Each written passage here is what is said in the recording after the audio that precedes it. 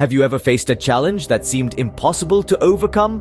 Picture this, a colossal army led by a giant of a warrior, Goliath, standing tall and imposing. This behemoth, a symbol of fear and intimidation, throws down the gauntlet to the Israelites, daring them to send out a champion to face him in a duel.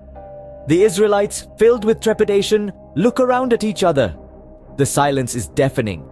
Fear has them in its icy grip as they contemplate the enormity of the task ahead.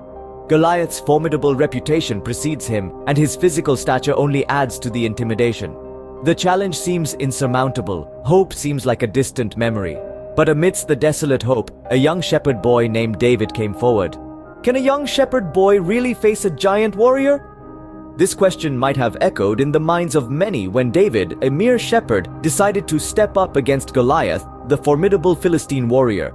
But David was no ordinary shepherd boy.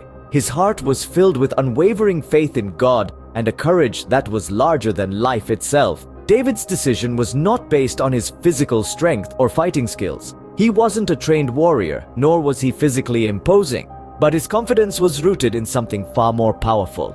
In the words of 1 Samuel 17:32-37, David said to Saul, "Let no one lose heart on account of this Philistine. Your servant will go and fight him. The Lord who rescued me from the paw of the lion and the paw of the bear will rescue me from the hand of this Philistine." Armed only with a slingshot and 5 smooth stones, David was ready to face the giant. What happens when faith meets fear head-on?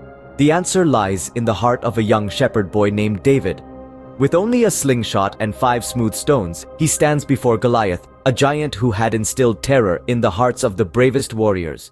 But David is different. He isn't armored with iron or bronze, but with unwavering faith.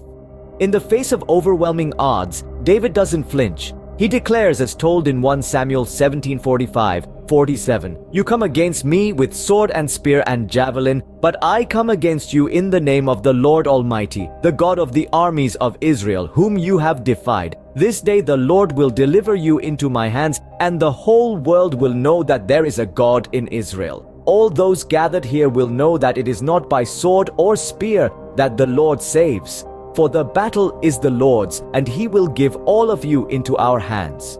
With a heart full of faith and a hand steady with purpose, David loads his slingshot, takes aim, and releases.